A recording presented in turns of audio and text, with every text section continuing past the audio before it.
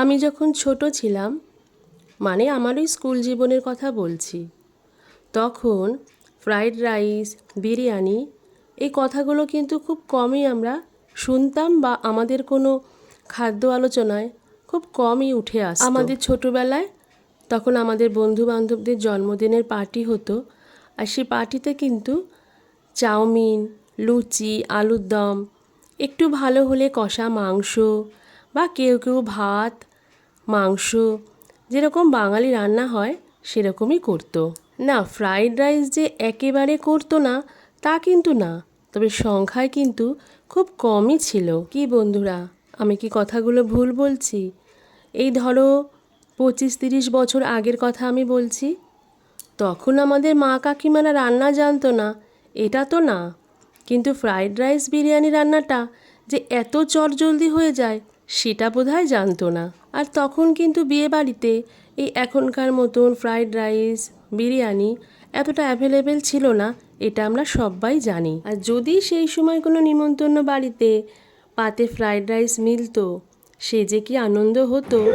বাড়িতে এসে মাকে জম্পিয়ে গল্প করতাম, উফ কি দারুণ খেয়েছি। তোমরা আমার কথাগুলো কিভাবে নেবে আমি জানি না, তবে আমার মা না এইসব রান্নায় খুব একটা পারদর্শী ছিল না। আমার মা কেন, একটু ভেবে দেখো বন্ধুরা, আমার মতন 40 ঊর্ধ্ব মেয়েদের মায়েরা তখন কি সত্যি পারতো এত চটজলদি করে এই সমস্ত রান্নাগুলো করে ফেলতে?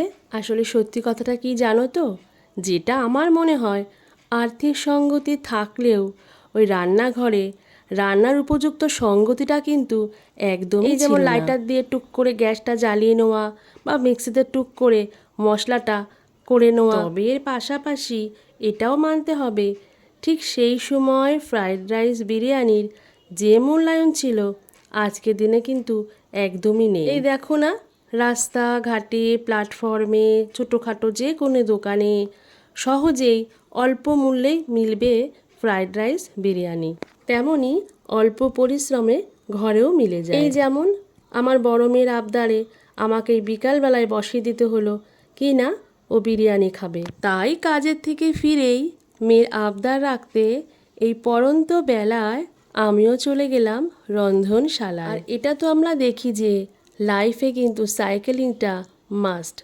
এই যেমন ধরো পুরনো সাজসজ্জা, পোশাক আশাক সব কিছু ফিরে আসে তো বলো। অনেক পুরনো দিনের সিনেমার নায়ক নায়িকাদের স্টাইল দেখবে সেগুলো কিন্তু প্রতিবারে ট্রেন্ডিংয়ে ফিরে ফিরে আসে, তাই খাদ্য অভ্যাসটাও কিন্তু বাদ যায় না। আর সেই জন্যই এখন আবার যদি কারোর জন্মদিন, অ্যানিভার্সারি যে কোনো সেলিব্রেশন করতে চায়, চলে যায় বাঙালি থালির জন্য ভালো ভালো রেস্টুরেন্টে। আর কি না বলে বাঙালি থালি, সেই ইলিশ মাছের মাথা দিয়ে কচু শাক, চিংড়ি মাছ দিয়ে লাউ ঘন্ট, মোচার ঘন্ট, সব কিছু ছোটোবেলায় যেগুলো ঠাকুমা, দিদিমা, মা, কাকিমা বাড়িতে অতিথি আসলে করতো, আর এখন সেগুলো করা হয়তো বটে, তবে সেটা কিন্তু ওই স্পেশাল তালিকায় চলে যায়।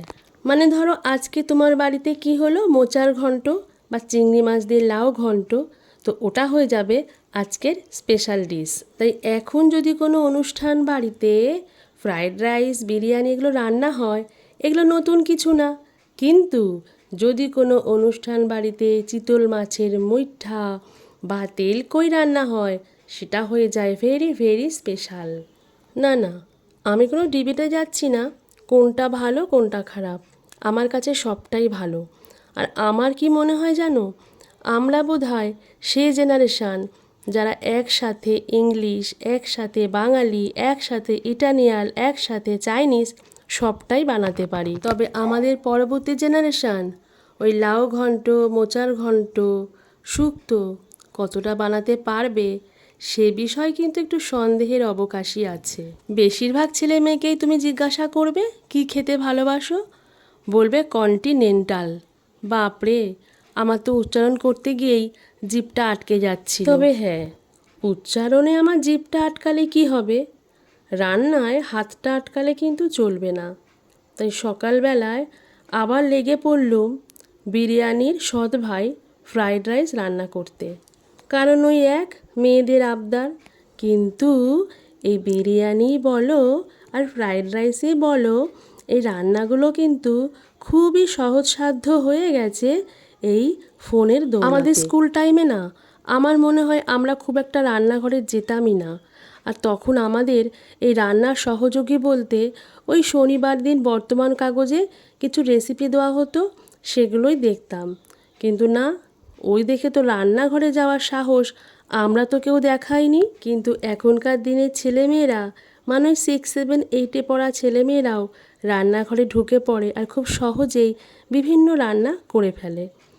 যাই হোক বন্ধুরা, আমার এই বকবকানি তোমাদের কেমন লাগলো অবশ্যই জানিও। ভালো থেকো, টাটা।